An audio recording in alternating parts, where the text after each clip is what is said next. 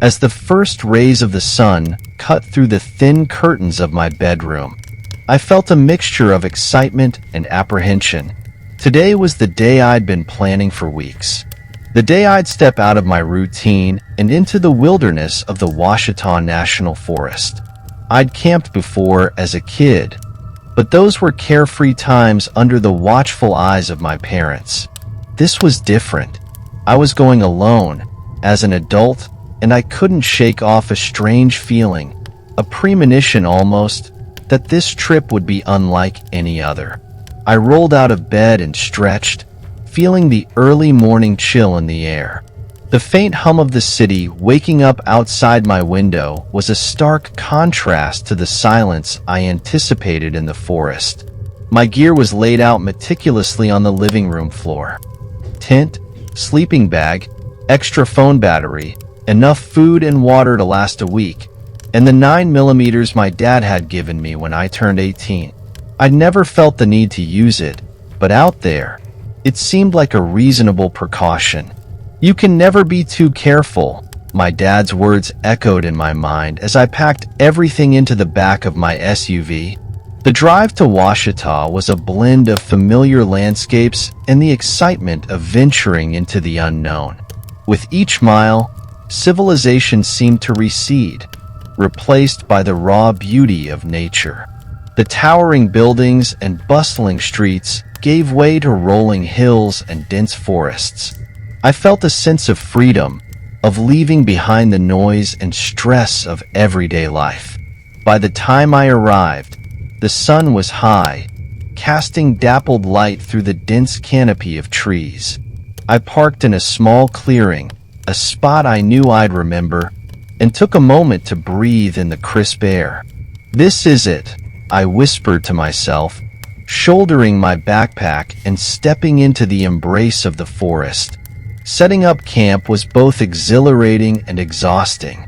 I found a spot that seemed like it had been waiting for me, sheltered by trees yet with a view of the sky above. As I pitched my tent and gathered wood for a fire, I couldn't help but feel a sense of accomplishment. This was me, doing this on my own. I cooked lunch over the campfire, the simple food tasting like the finest meal in the solitude of the forest. I even managed to snap a few pictures of deer through the trees, their presence a silent affirmation of the life thriving in this secluded place. But as the afternoon wore on, an unsettling stillness began to take hold. The forest, so alive with the sounds of rustling leaves and distant animal calls, gradually fell silent. At first, I convinced myself it was natural, perhaps the ebb and flow of the forest's rhythms. But by late afternoon, the silence felt oppressive, as if the forest itself was holding its breath. I tried to shake off the feeling, even calling a friend to break the silence with human conversation. His laughter and the familiar sound of his voice were a temporary balm. But as we hung up and dusk approached, the unease returned, heavier than before. Night fell like a curtain, and with it, an inescapable feeling of isolation. I sat by the fire staring into the flames, lost in thought. The excitement of the day had faded, replaced by a nagging sense that I was not alone. Not in the sense of a comforting presence, but an intrusive one, watching from the shadows. As I crawled into my tent, the 9mm by my side, I couldn't escape the feeling that this trip, this adventure I had so eagerly anticipated, was about to take a turn into the unknown. The last thought I had before sleep finally claimed me was a hope that the morning would bring back the forest song, that the silence was just a fleeting shadow passing through the Ouachita. The cold ground beneath me was unforgiving, but sleep had finally taken hold, albeit fitfully. My dreams were a maelstrom of shadows and sounds, blending with the reality of the forest that cradled me. It was a noise, distinct and out of place, that wrestled me from the grasp of uneasy slumber. My eyes snapped open to a world where moonlight was a scant visitor, filtered through the dense canopy above. The forest silence, which had unnerved me earlier, was now shattered by an unnerving rhythm. Footsteps, if they could be called that, paced with a precision that felt almost methodical. Beada-da-doom, beada-da-doom. My heart raced, its beats trying to match the cadence of the unseen visitor. The 9mm, cold and solid in my grip, offered a whisper of comfort. I was no stranger to the woods, but this was a fear I hadn't known. The footsteps drew nearer, a deliberate taunt against the backdrop of silence. Then, as if aware of my heightened terror, they ceased. The silence returned, heavier than before, suffocating. My breaths were loud in my ears, a frantic symphony to the stillness. Then, without warning, the creature unleashed a screech that curdled my blood, a sound so alien it seemed to pull the very air from my lungs. Panic surged as the fabric of my tent tore open, revealing the night and the nightmare it hid. Its silhouette was a jagged line against the lesser darkness, its movements unnaturally fluid as it shredded the barrier between us. I fired blindly, the report of the gun shockingly loud, but it only served to anger the creature further. In a moment fueled by fear and instinct, I made my decision to flee. The opening of my tent felt miles away as I scrambled. The creature's aggression focused on the fabric I had just escaped. The forest, once a haven, now felt like a labyrinth designed for my torment. I ran, branches clawing at me, the ground uneven beneath my feet. But the creature was relentless. Its pursuit was a rhythmic nightmare that echoed through the trees. Beada-da-doom, beada-da-doom. In a moment of desperation, or perhaps inspiration, I threw myself into a thicket, hoping beyond hope that stillness might save me. My body ached. My breaths were shallow heaves, but I dared not move. Then it appeared, lit by a moonbeam as if on a stage. Its form was a perversion of nature, emaciated and stretched, moving with an unsettling grace. When it stood, it was a mockery of a human silhouette, an abomination of the human form it mimicked. Our eyes met, and in that instant, I knew true fear. Not of death, but of being seen by such an entity, understood by it in some unfathomable way. Yet as quickly as our encounter began, it ended. The creature turned, leaving with the same unnerving rhythm it arrived with, leaving me to the dawn and the questions that would haunt me. As the sun rose, so did I, albeit as a man changed. The forest was alive again, indifferent to my ordeal. I packed what remained, my movements mechanical, driven by the desire to leave this place, to return to a world where such encounters were impossible. But as I drove away, the creature's gaze lingered, a reminder of the fragile veil between our world and those unknown. The Ouachita had shown me something profound and terrifying, a secret I was not meant to see. And as I rejoined civilization, the forest's silence remained with me, a haunting melody to the inexplicable encounter that would forever color my nights beneath the open sky. Returning home felt surreal. The bustling streets, the familiar faces, the constant hum of city life, they all seemed distant, like echoes from a life I once knew. The memory of that night in the Ouachita Forest clung to me like a shadow, a constant reminder of the thin veil between reality and the unknown. For days, I moved through life in a daze, my mind replaying the encounter over and over. I couldn't shake the image of that creature, its unnerving silhouette etched into my memory. I avoided talking about it with anyone, fearing that they would dismiss it as a figment of my imagination or, worse, that they would believe me. One evening, As I sat in my apartment trying to focus on a book, my phone rang. It was my friend Chris, the same one I had called from the forest. He had a knack for sensing when something was off, and he wasted no time in getting to the point. Hey, man. You've been acting weird since you got back. What happened out there? He asked, his voice laced with concern. I hesitated, the urge to confide in him battling with my fear of reliving the nightmare. But Chris had always been a good listener, and if anyone would understand, it was him. I took a deep breath and began recounting the events of that fateful night, sparing no detail. When I finished, there was a long silence on the other end of the line. I half expected him to laugh or tell me I was crazy, but instead, he spoke in a low, serious tone. That's intense. I believe you, though. Weird stuff happens in the woods. You're not the first person to experience something like this. His words were a small comfort, but they also sparked a curiosity in me. If I wasn't the only one who had encountered such a creature, then there had to be others who had faced similar experiences. I spent the next few days diving into research, scouring forums and reading articles about unexplained phenomena in forests.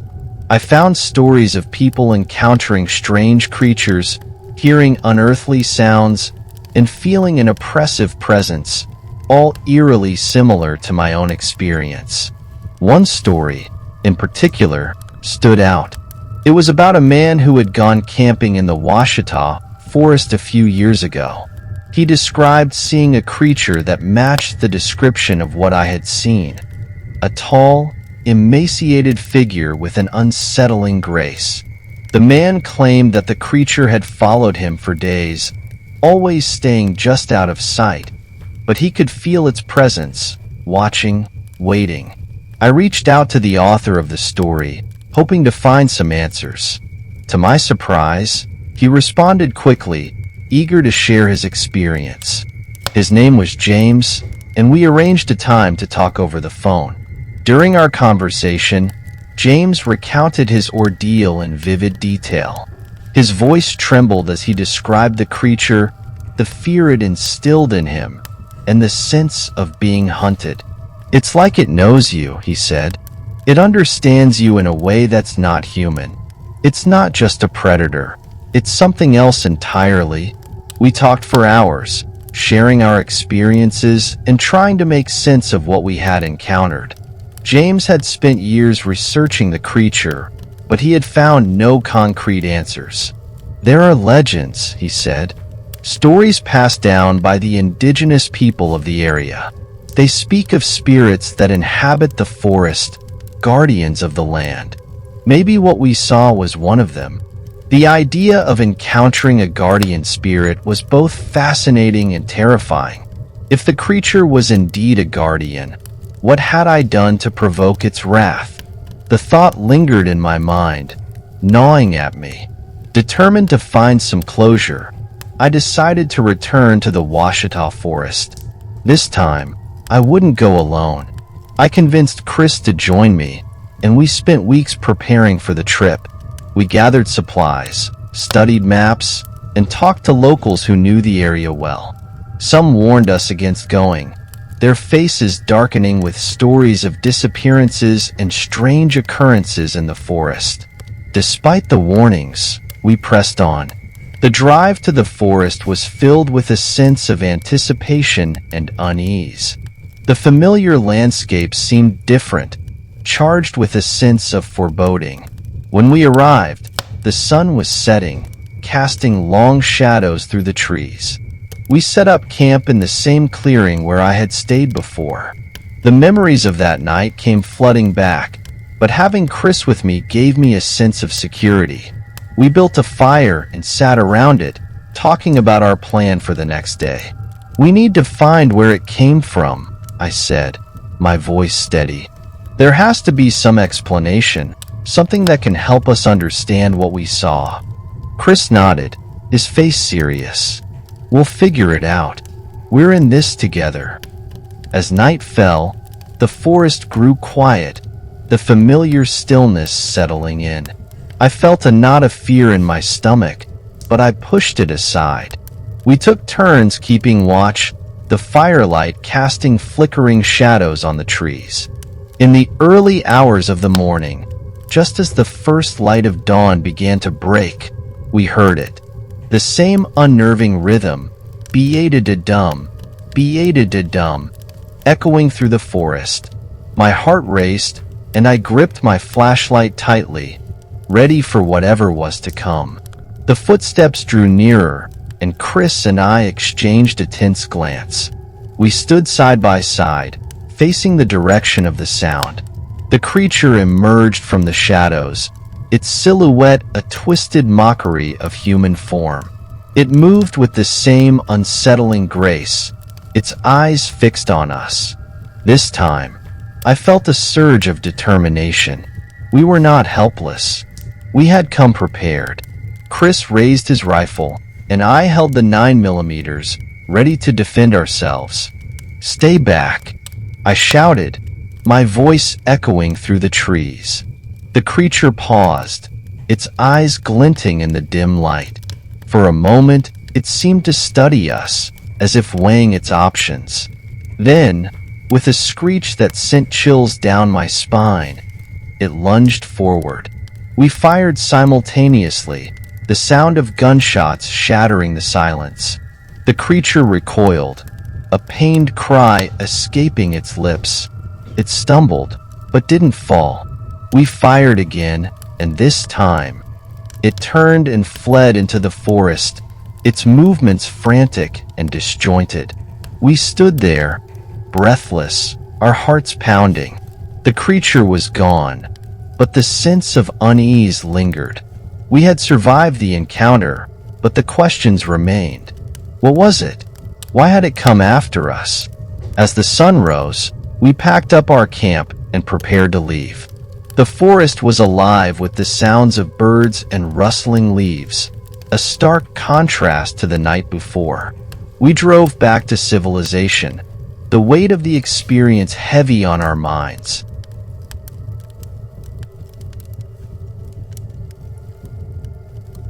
I've always found solace in the great outdoors. Growing up in a small town in Vermont, I was surrounded by the beauty of nature, which instilled in me a deep appreciation for the wilderness. After moving to Colorado for work, I made it a point to explore the stunning landscapes around me as often as I could. There's something about being in nature that makes me feel truly alive. Perhaps it's the fresh air, the quiet solitude, or the simple act of disconnecting from the chaos of everyday life. One particular weekend, I decided to go camping in the backcountry near Boulder. I'm not much of a hardcore hiker, so I tend to stick to trails that are relatively short, no more than a mile or two. This particular trail was just over a mile from the campsite to the trailhead where my car was parked. It was a secluded spot by a lake, perfect for a quiet weekend getaway. I had been there since Friday, and by Sunday, I was planning to stay for another 2 nights. The weather was perfect, crisp mornings, warm afternoons, and cool evenings. I spent my mornings hiking and my afternoons fishing by the lake. The peacefulness of the place was exactly what I needed to recharge my batteries. On the 3rd day, I decided to hike back to my truck to grab my fishing rod and some extra food. The hike was uneventful, and I enjoyed the familiar sounds of nature. Birds chirping, leaves rustling, and the occasional rustle of a small animal in the underbrush. When I returned to my campsite, I was surprised to see another tent set up at the far end of the lake. It was an odd sight. The tent was positioned near the water's edge, in a spot that wasn't particularly scenic or practical for camping. I hadn't seen anyone on the trail that morning, so I wondered how they had arrived. Maybe there was another path I wasn't aware of, but it still felt strange. I shrugged it off and set up my fishing rod, casting my line into the clear, cool water. Every now and then, I glanced over at the other tent, but I never saw anyone come or go. After about 3 hours, as the sun began to dip lower in the sky, I decided to pack up my rod and head back to my tent. I prepared a simple meal of instant noodles and canned beans, the kind of fare that tastes better when you're surrounded by nature. As I ate, I collected some sticks and stones to make a fire pit. By the time I had everything ready, the sun was setting, painting the sky in shades of orange and pink. As soon as I lit the campfire, I saw a shadow move in the forest ahead of me. The figure was just far enough away that the light didn't reach them, and after a quick glimpse, they vanished into the darkness. I assumed it was the person from the other tent, possibly gathering sticks for their own fire. It was strange that they were so close to my campsite just as I lit my fire, but I decided not to overthink it. I leaned back in my camping chair, gazing at the fire, the sky, and the lake. The crackling flames and the sounds of the forest were soothing, and I almost drifted off to sleep in the chair. Just as I was about to call it a night, I looked past the fire and saw several figures emerging from the forest. My heart skipped a beat as I counted 4 men, all walking towards my campsite. They appeared to be in their 30s or 40s, with straight faces and a determined gait. I tried to suppress the nervous feeling rising in my chest, hoping they were just fellow campers in need of assistance. When they came into the light, I could see their expressions more clearly, stoic, almost menacing. My instincts screamed that something was wrong. I stood up from my chair, trying to maintain a calm demeanor as I addressed them. "Hey, do you guys need something?" I asked, my voice wavering slightly. They didn't respond.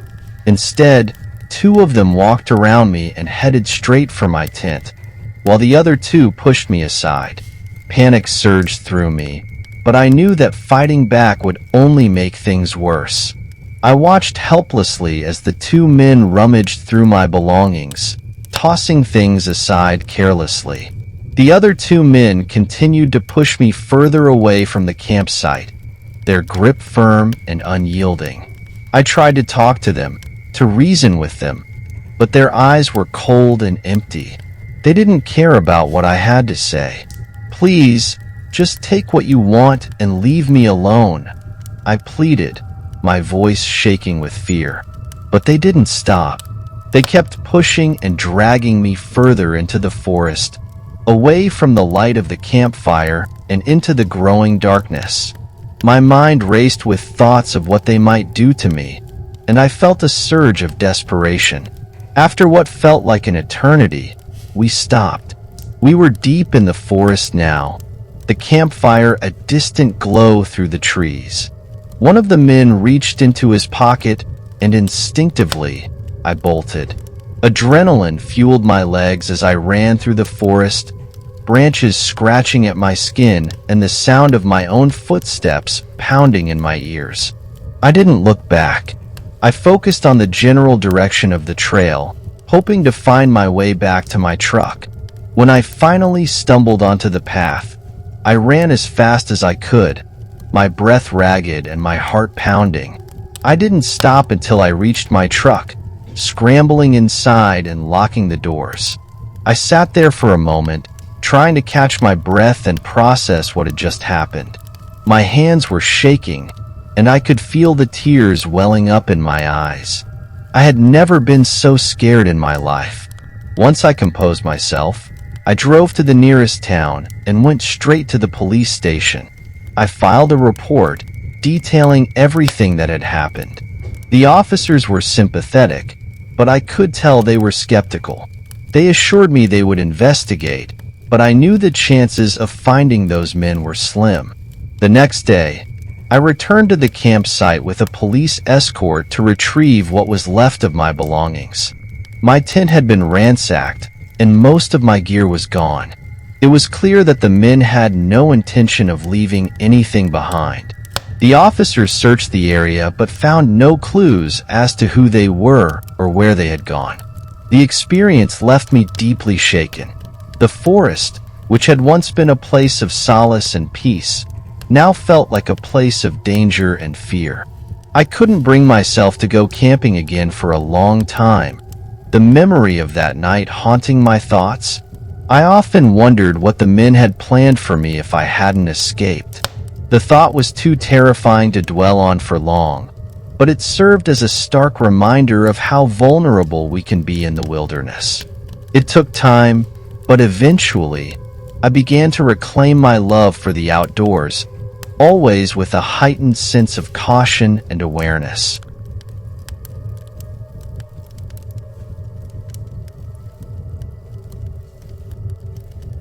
In May of 2010, my life was in shambles. I had just broken up with my girlfriend of almost 3 years. We had moved together from Calgary to Toronto, full of hopes and dreams, but those dreams had shattered. We found ourselves stuck living together after the breakup, since we didn't know many people in the city yet. The situation was suffocating and emotionally draining. It felt like every corner of our small apartment was filled with unspoken words and bitter memories. When a buddy of mine from school, Mark, suggested a weekend camping trip, I jumped at the chance. The idea of escaping the tension and the city's hustle was too tempting to pass up. I grew up in an area about an hour outside of Toronto called Flamborough. It's a scenic place with lush forests, sprawling farm fields, and winding rivers and creeks. We decided to camp and fish at Grindstone Creek. It's close to some wetlands, and the fishing there is supposed to be excellent. We loaded up Mark's old beat-up truck with our gear and enough supplies to last us the weekend. As we drove out of the city, the concrete jungle gradually gave way to the rolling hills and verdant landscapes of the countryside. The familiar sights of Flamborough brought back a flood of childhood memories, making me feel a sense of comfort I hadn't felt in a long time. We arrived at Grindstone Creek late in the afternoon. The spot we chose was perfect, a small clearing that might have been part of a farmer's field, overlooking a gorgeous forest. We knew we were probably trespassing, but the beauty of the place was worth the risk. We quickly set up our camp, pitching our tent and arranging our gear. The sun was beginning to set, casting a warm, golden glow over the landscape. The first evening was idyllic. We spent it fishing, swapping stories, and enjoying some quality Canadian brew. The air was filled with the soothing sounds of nature, the gentle flow of the creek, and the occasional splash as we cast our lines. As darkness fell, we made a small fire and roasted potatoes and hot dogs. The smoky aroma mixed with the fresh scent of pine needles, creating an atmosphere of pure contentment. After dinner, we sat by the fire, staring up at the star-filled sky. It was one of those nights where the universe seemed vast and full of possibilities. The constellations were vivid, and we tried to pick out the ones we recognized, laughing and teasing each other over our amateur astronomy skills. Around midnight, we decided to turn in. We were sharing a tent, and Mark fell asleep almost immediately. I stayed up for a while, playing on my phone, basking in the peace of the night. I must have drifted off because the next thing I remember was being woken up by a high-pitched yelping sound. Groggy and disoriented, I struggled to make sense of the noise. It was insistent and piercing, kind of like a coyote. I lay there for a moment, listening. The sound seemed to get closer, and I felt a growing sense of unease. I tried to ignore it and started playing on my phone again, but the noise was relentless. The yelping was now just outside the tent. My heart raced as I imagined a rabid coyote sniffing around our camp, drawn by the smell of our food. I nudged Mark awake. He was groggy too, but the sound had woken him up as well. We discussed what to do. We hadn't brought anything to scare off critters, not even a BB gun. Finally, we decided that Mark would shine his flashlight and holler, hoping to scare it off. Mark unzipped the tent and pointed the flashlight into the darkness. What happened next is something I will never forget. His legs suddenly went wobbly, and he stumbled back into the tent, his face pale and eyes wide with terror. "It's not a coyote," he stammered. "It's a man. Some weird man is out there." Normally, I would have thought he was messing with me. I'm a huge wimp and scare pretty easily. I don't even watch horror movies that much, but I had never seen someone look so terrified. The weird yelping and howling continued, and I realized it really didn't sound like a coyote. In our groggy states, our brains had tried to rationalize it, but the truth was much more disturbing.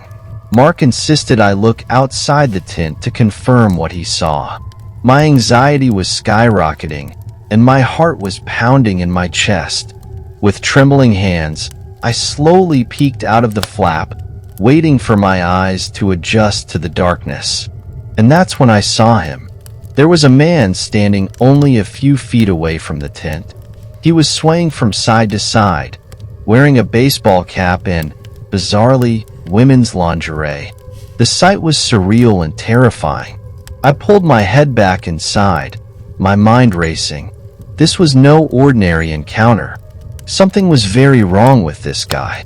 Mark and I whispered frantically, trying to decide what to do. We settled on yelling at him, hoping to scare him off.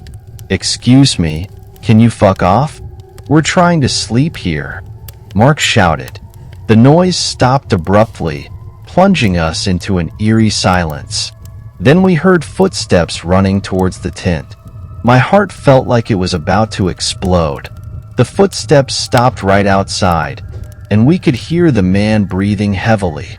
Desperate, we shouted again, "Seriously, fuck off. We have phones in here, and if you don't go away, we're calling the cops." For a moment, there was silence. Then we heard the footsteps moving away, towards the road.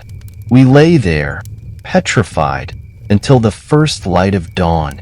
As soon as it was bright enough, we packed up our camp and got the hell out of there. The drive back to the city was a blur of nervous laughter and shaky voices as we tried to process what had happened. We were both embarrassed by how frightened we had been, but the fear was real. In the days that followed, we didn't talk much about the incident. It felt surreal, like a bad dream, but the memory lingered, and I couldn't shake the feeling of unease. I wondered who that man was, what he was doing out there, and what might have happened if we had been less assertive. Sometimes, I thought about how things might have turned out differently if we had been a couple of girls instead of guys.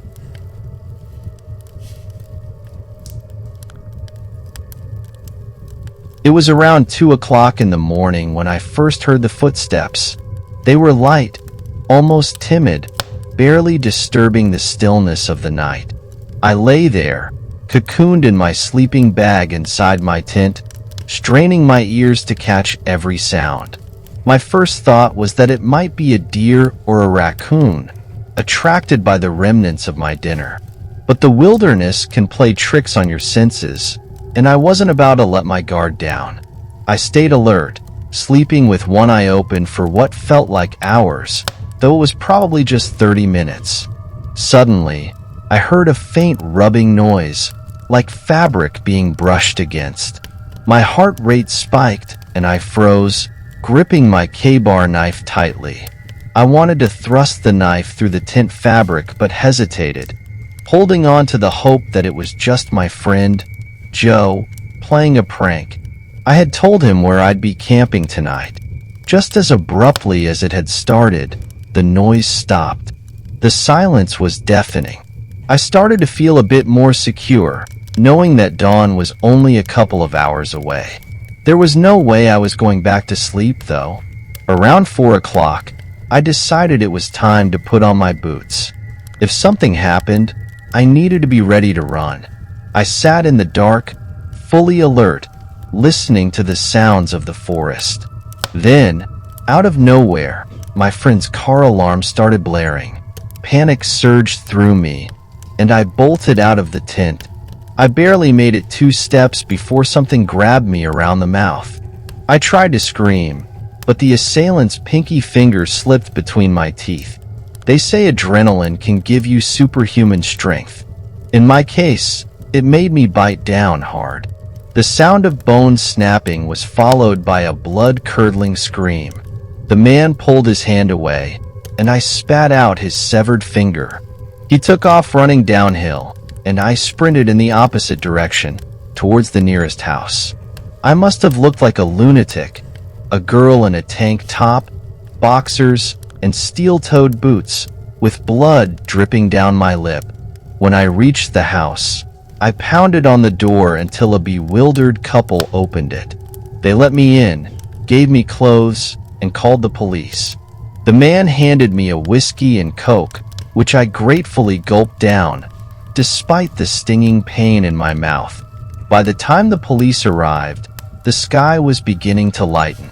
They escorted me back to my campsite, where I saw something that sent a chill down my spine. Right next to my tent was a red gas can. The realization hit me hard. Whoever had attacked me could have set me on fire at any time. The severed finger was gone, suggesting that the man had returned to retrieve it. Despite a thorough search, the police never found him. To this day, I can't shake the feeling of unease. Somewhere out there, a man is living his life, possibly sitting down to dinner with his family. And if you look closely, you'll see his right hand is missing a pinky finger. There's always a reason to be afraid.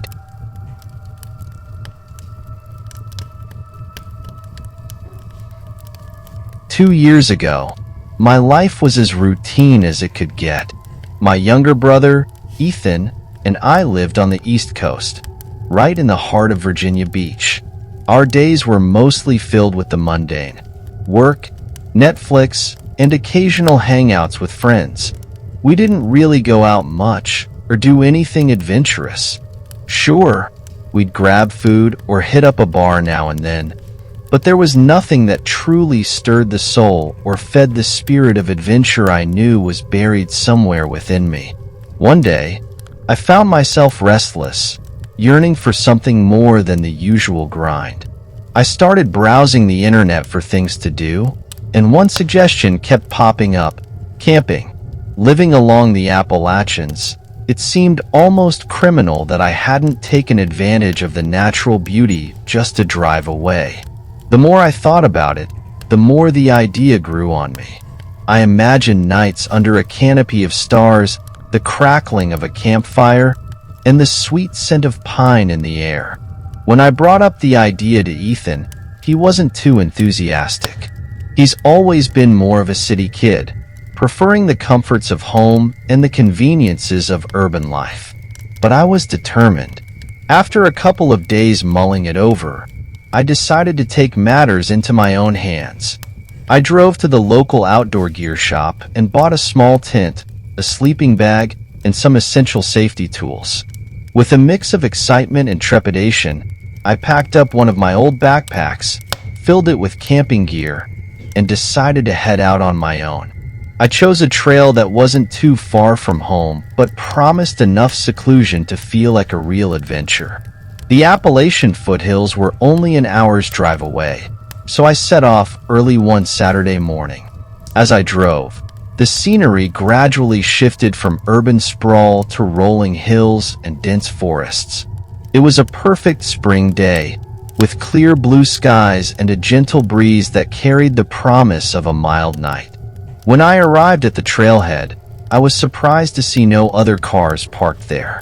It was just me, my car, and the quiet expanse of nature. I stepped out, slung my backpack over my shoulders, and took a deep breath of the crisp, fresh air. The trailhead was marked by a simple wooden sign, weathered by time, pointing into the thick underbrush. The path was narrow, overgrown in places, and not well trodden, but it added to the allure of an uncharted journey.